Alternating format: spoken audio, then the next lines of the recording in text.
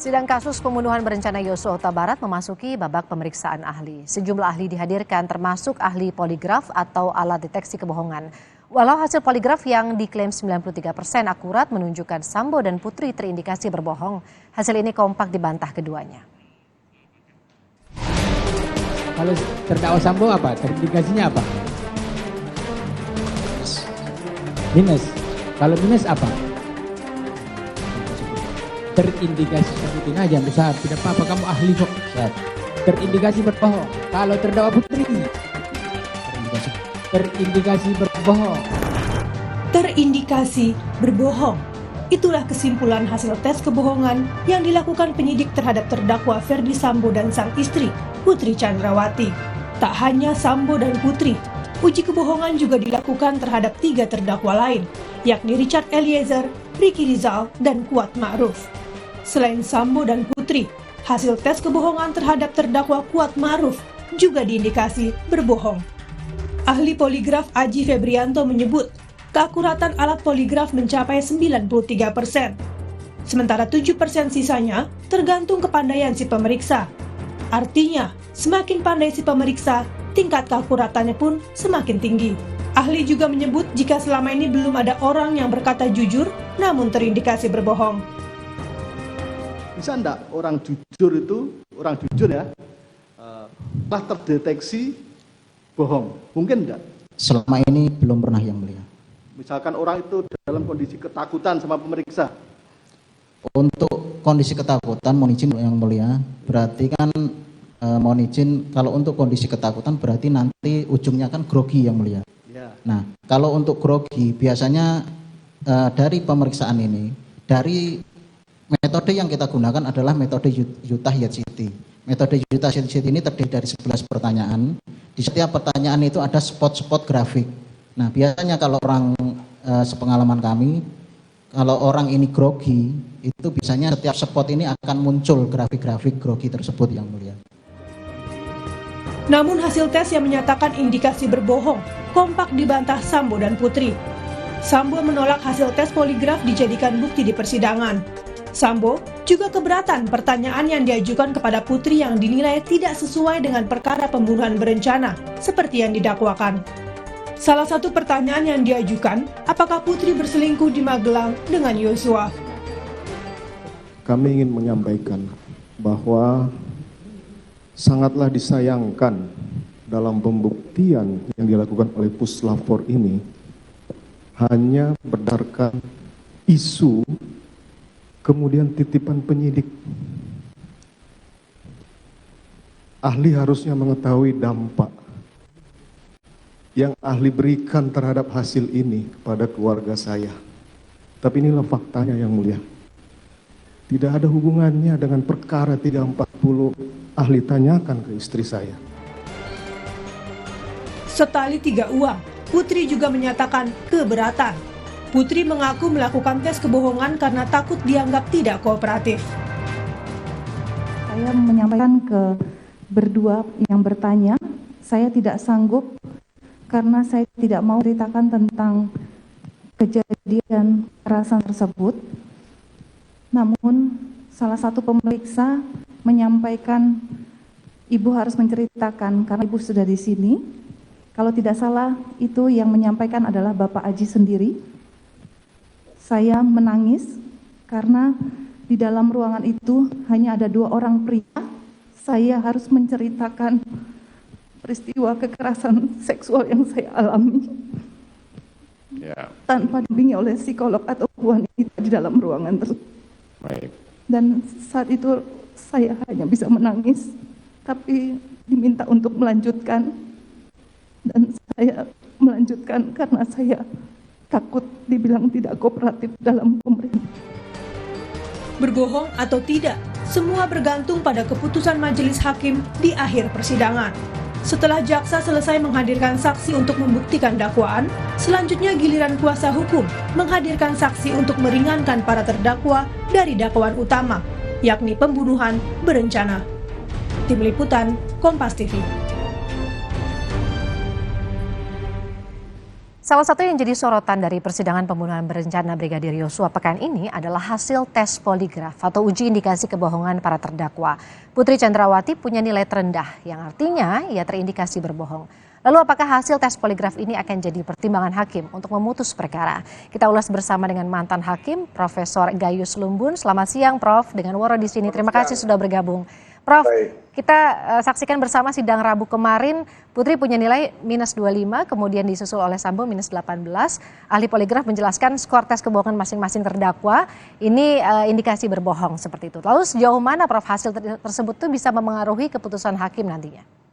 Bagi pandangan saya, poligraf itu tidak masuk sama sekali di ketentuan mengenai sahnya sebuah alat bukti menurut undang-undang. Tetapi poligraf ini memang bisa dimasukkan melalui atau menumpang dengan salah satu dari 5 alat bukti yang sah. Pendapat saya adalah melalui ahli. Jadi dia tidak serta-merta ada dipakai untuk mempertimbangkan apakah itu benar apa tidak, bahwa itu berbohong apa tidak. Tetapi ahli yang mengenal alat yang bernama poligraf itu, yang bisa bertanggung jawab untuk keahliannya untuk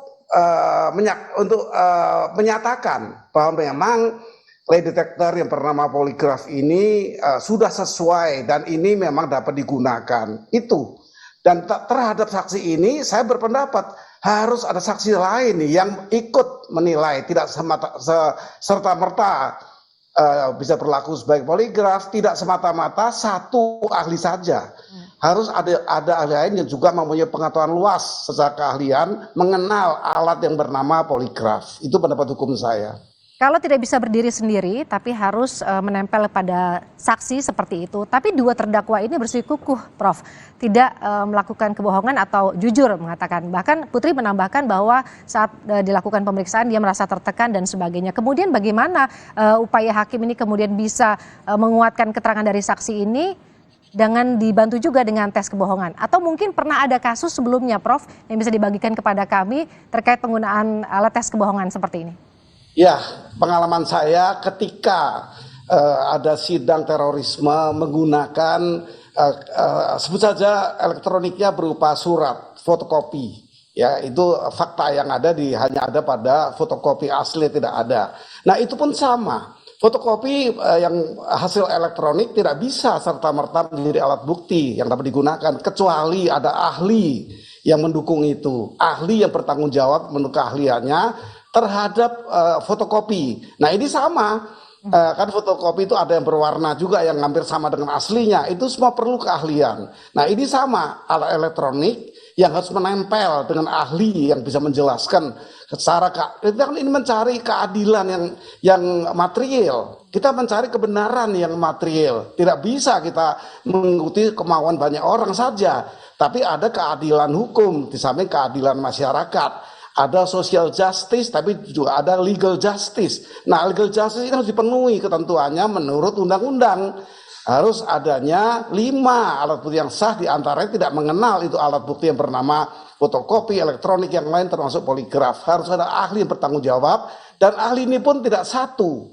Khawatir bahwa ahli juga masih mempunyai pandangan-pandangan dan kedudukan saksi, padahal ahli bukan saksi, bukan orang yang tahu sendiri dan tidak perlu dia tahu, dia mengalami sendiri, tetapi dia harus sesuai dengan keahliannya, bisa menjelaskan dan meyakinkan hakim. Nah, kalau itu yang terjadi, maka dia bisa sah menjadi alat bukti yang sah.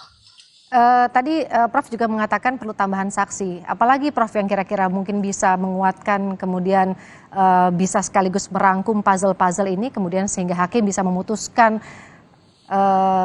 putusan atau hukuman yang jelas untuk para terdakwa ini. Untuk hakim itu bisa memiliki keyakinan dan akhirnya memutus, itu ada 3 hal yang berkaitan. Di situ disebut sebagai petunjuk hakim. Yang pertama adalah saksi, kedua adalah surat, ketiga adalah ahli. Maka dari ketiga inilah hakim bisa mendapatkan petunjuk bahwa hakim telah mempunyai keyakinan atas dasar-dasar itu. Saya menitik berat pada ahli sebenarnya. Ini kan saksi banyak, ini kan saksi mahkota. Mereka masing-masing berkepentingan di atas dirinya. Jadi ada satu hal yang menjadi tujuan mereka. Ini sulit sekali. Saya punya pengalaman, kita semua punya pengalaman memperhatikan di mana saksi ini ada disebut sebagai saksi mahkota. Saksi yang juga terdakwa. Tentu mereka berkait-kaitan untuk melepaskan dirinya kalau perlu melempar ke orang lain. Nah ini perlu diwaspadai. Kita pernah punya pengalaman kasus Marsinah, pejuang buruh ketika itu. Sampai di tingkat Mahkamah Agung oleh seorang hakim yang memang kredibel, dipercaya, bernama Andi Handoyo. Beliau ini memutuskan membebaskan semua terdakwa yang 9 orang. Karena saksi mahkota ini meragukan dengan konsep atau asas lebih baik hakim melepaskan orang yang yang bersalah daripada menghukum orang yang belum tentu bersalah. Nah ini satu asas di kalangan hakim ini. Beliau membebaskan 9-9-nya. Padahal ini sama pembunuhan berencana, penyiksaan pada aktivis ini. Tapi Hakim Handoyo yang betul-betul kredibel dan dipercaya di masyarakat bisa menerima bahwa semua dibebaskan. Karena apa? Karena si mahkota itu memang meragukan hakim. Dan hakim mempunyai konsep berpikir atau asas secara umum lebih baik membebaskan orang yang bersalah daripada menghukum orang yang belum tentu bersalah. Baik, kalau begitu apa yang kemudian harus bisa dicermati dari kesaksian para saksi yang sudah kemudian berjalan selama 1 pekan kemarin, Prof, agar kemudian juga hakim bisa memberikan keputusan yang mungkin dianggap juga oleh orang awam yang sekarang melihat semua kasus ini menjadi besar begitu, dianggap adil, Prof? Yang pertama saya katakan jangan terpaku dengan keadilan sosial. Semua orang mengharapkan menurut pandangannya secara umum, tetapi ada legal justice. Dan ini keadilan dalam konsep fair trial harus adil untuk semua pihak. Adil untuk korban, adil untuk pelaku, dan adil untuk negara. Negara ini negara hukum. Jadi tidak bukan negara yang tidak terkontrol sehingga publik dibiarkan untuk beramai-ramai sependapat, tidak begitu. Tapi pandangan saya tadi 3 hal petunjuk hakim tadi harus ada saksi yang independen. Saksi betul-betul tahu, bahkan sekarang diperluas oleh Mahkamah Konstitusi. Saksi yang tidak langsung mengalami pun kalau dia punya akses yang berkaitan dengan perkara ini, dia boleh menjelaskan sebagai penjelasan saksi. Kemudian ahli ini juga saya anggap paling tidak ada kaitan, ya tidak ada sesuatu keinginan atau terkait. Saksi netral menurut keahliannya, barulah hakim itu bisa mempunyai keyakinan di hatinya. Dan putusan apa yang akan diberikan sesuai dengan keadilan menurut keyakinan hakim. Baik, terima kasih Profesor Gayus Lumbun sudah bergabung di Kompas siang hari ini. Salam sehat, Prof. Ya, selamat